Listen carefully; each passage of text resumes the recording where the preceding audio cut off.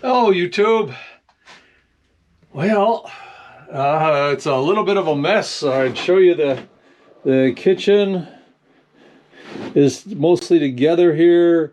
Upper cabinets are all in, all the way down. But when we do the tour at the end, which is coming up pretty soon, I will show you some of the little details. But today I am working on the electric. Actually, I started yesterday, but this is going to be here in the kitchen, the main control panel for a lot of the functions. She's got a USB ports and a power port and 5 different switches. And let's see, one of them is going to be turning on the water pump. Then I've got there's under counter lights. There's one here, and one at the stove. She's got 3 colors to choose from, purple, amber, and white. And they're just these little LED strips back here. You can see that. I'm not hooked up to power yet, but hopefully by the end of today, I'll get that done. But what we decided to do is she wanted amber over the sink and white over the stove and over here, the basically work areas. The purple is we're putting in each of the windows. So we've got over here in the dinette area, there's 2 purple strips with a switch, also USB ports and a power port. And this is probably, well, now, because of trying to shield things, we looked at the aluminum coated shielded wires and decided that was not going to be able to work. If we'd been able to pin her down to the design that wasn't in flux every step of the way, I would have pre-wired this. Like I did the ceiling lights that she doesn't want to even use. But hey, she's the one who's got the electromagnetic hypersensitivity, not me. So we're trying to accommodate that as much as possible. So the next step was a heavy-duty extension cord. So running all through here is heavy-duty extension cord, and to behind this panel, it's all in here. I've got to neaten this up and box it in, but so that's what I've been running all over the place. All of these switches come down over here. There's going to be here. Let me reposition the camera. Okay, this hallway is so I can't walk through. I have to go through sideways. Very narrow, but anyway, all of the wires here come back to this. Here's the one for the fridge. Here's the one for over that dinette. Here's the one that goes to all the kitchen stuff. Overhead fan that hasn't been installed yet. Those lights.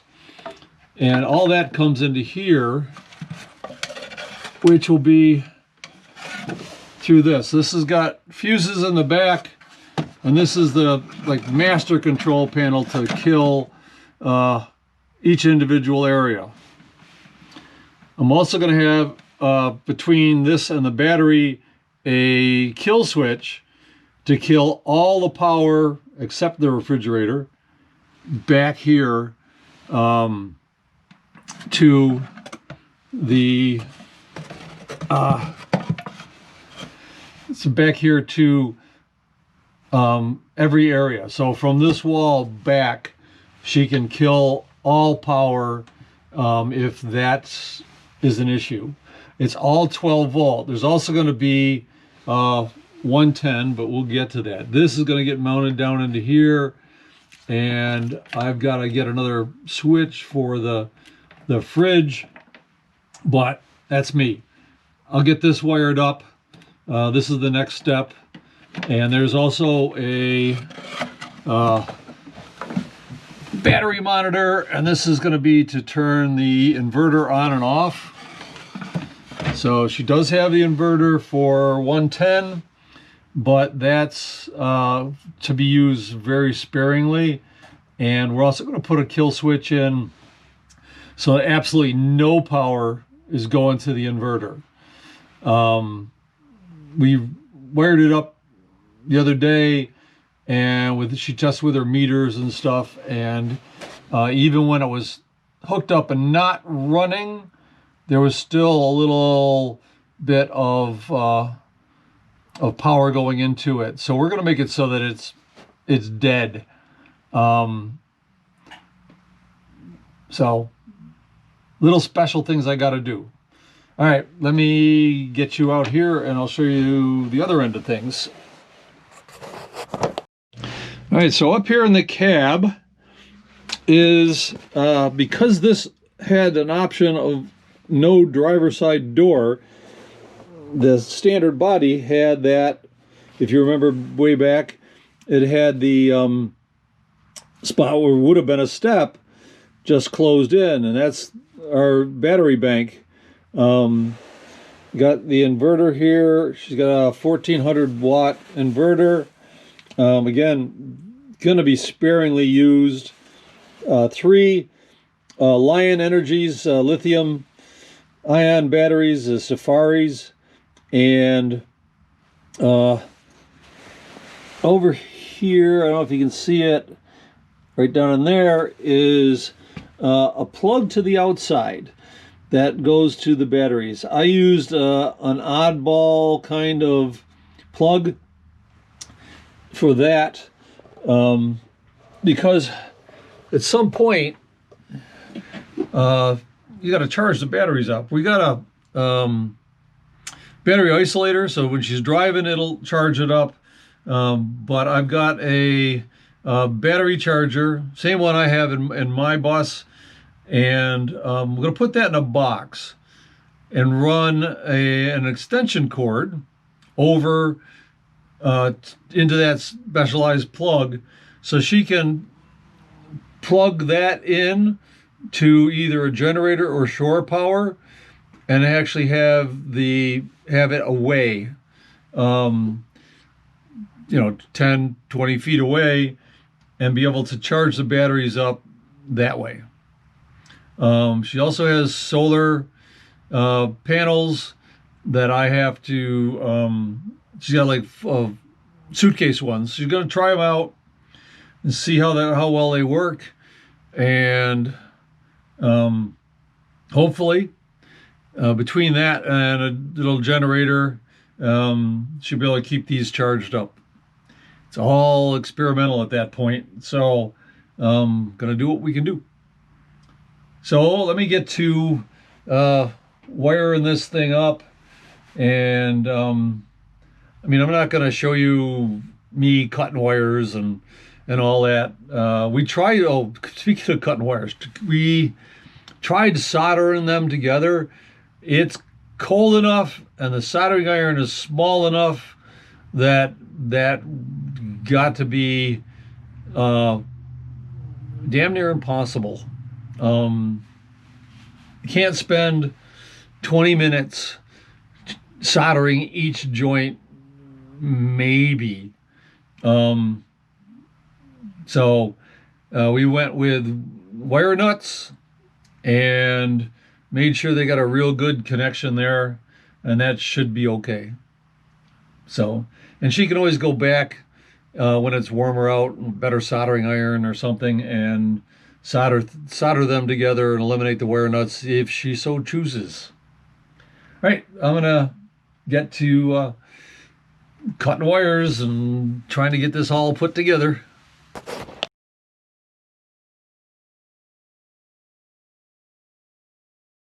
So one of the fun parts of doing electric is hooking up making the cables On my bus, I went to AutoZone AutoZone, and bought a bunch of battery cables already made up.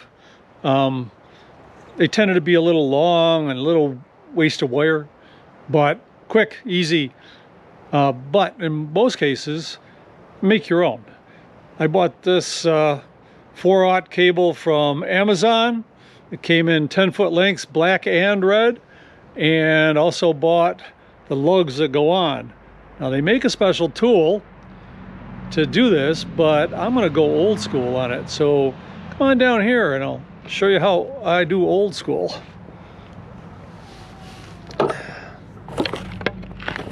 Somewhere along the line in my life, I bought an anvil, probably at an auction. Came with a bunch of other stuff, and so what I do is twist the ends to make sure everything's in there. Get that nice and tight. Take my little Thor hammer. Nice and tight. Easy peasy. And other than the fact, I mean, I have an anvil. You could probably use a rock, but I think you're better off if you've got some nice hard surface. You can buy the tool, which is basically a punch, where you put this stuff in, clamp it down in, and it punches it and compresses it. But I think that does a better job. Now the lugs come with these little things of shrink wrap, or shrink stuff, in also in black and red. And I suppose you're supposed to use a heat gun for this, but if I don't get too close with the torch, little butane torch is nice, except for on these cold mornings when the butane doesn't want to vaporize. So I just put it close to one of the work lights that are over here, and there you go, got the ends. Now I get it all hooked up. All right, this might look like overkill to a lot of people, but keep in mind I'm doing this for electromagnetic sensitivity, that person. So we're making 3 kill switches with the idea of being able to kill, just totally kill power from the cab area back. So the first one is going to be the refrigerator and heater, and the other one is everything else back there, because it's possible she'd want those 2 things going but nothing else. And this other one, which will be the farthest one over, that kills the power to the inverter. We tested it out, hooked the inverter up without it running, and it was emitting some electromagnetic radiation. When we disconnected it, it faded away. So this will be able to totally disconnect that. And it all goes down into the battery compartment. And I've got the 3 batteries. Obviously the power out is not hooked up. The inverter is down here, and we got some radiation out of this, but when I put the cover on it, big sheet of a diamond plate aluminum like the flooring with the rattle trap on it, and it basically cut off all emissions, which is a good thing. So I gotta get down in here and hook up the wires. Oh, for people who wonder about how these kill switches are hooked up, they're basically just a simple on-off switch, just heavier duty than your basic ones. There's a little back plate that goes on, and these each of these edges, or all 4 sides, have these little panels that just slide out, so you can customize where things are going. I pretty much, what I did where the wires come on the top, I just took and cut a notch in them, and I'll get this wire tucked down in and wire nail it in place. So as I wedged in here into this nice tight hallway, this is what I've ended up doing. So here's the control panel, and this was one kill switch will kill power to this. This is sort of, think of it as a distribution center. It's each of these switches has an inline fuse in the back, so it eliminates the problem of a fuse box.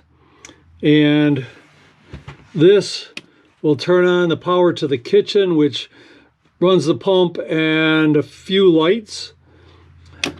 This one turns on the power to the dinette area, which is a couple USBs and power outlets and a couple of little lights. This one is for the fan that isn't installed yet. This is for the I'm trying to remember. I wrote it down, but I can't read my writing. And this one is for the center lights, which she doesn't like, so they probably won't even be used. Anyway, and then this one isn't powered up, you'll notice, because this one is on a different kill switch. This is for the heater and the refrigerator. Okay, so basically distribution center. To get an idea, what I did back here was a couple of the terminal blocks. So this one is nothing but neutrals, the grounds. So I put this little jumper thing in to jump it all the way across, so all the grounds get connected to that. And on the other one, the refrigerator and the this power here, and these three is the power comes in, the refrigerator and the heater are on that one, and all the rest of them go here. And like I said, I don't know if you can see it, somewhere down in here there are inline fuses, like that one right there. So that's the distribution center. You come out here, and there's the battery bank and the inverter all down in here. There's a floor plate that covers this, and the inverter feeds up into here to, at this point, it'll be 2 circuit breakers, and you can always double up, put the double ones in here, get up to 4. And there's the 3 kill switches. The one that's on is the one to that distribution panel. This one will turn on power back down to the inverter, and this is the refrigerator and heater. So that's been what I've been doing here. And my knees are killing me for just being down there working on all this. I've still got to run the 110 line, but you get the general idea. There's only going to be 2. One, it's going to be up here in the front, and right up into here for a business center. So that'll be where her copier is and her printer. The things she doesn't use very often, she can turn the thing on to power up the inverter, hit the thing to actually turn it on, and as she has to turn on the kill switch to get power to it, and then have the one breaker on or whatever. So other than the 2-step process to turn the inverter on, it's pretty much how she's been living for a long time. Turning breakers on and off for short periods of time when she needed the power for something. So that gives you an idea of all this. I've still got to tack this wire up. There's always some little things, and I got to run the power there and there. But this is interesting way to wire it. Let's just put it that way. Hopefully this is going to work out for her, and I've got only a couple more things to go. Well, and I really got to get going on them because I want to get to Schoolie Palooza. So, all right, I'll see you on the next one, YouTube. Bye.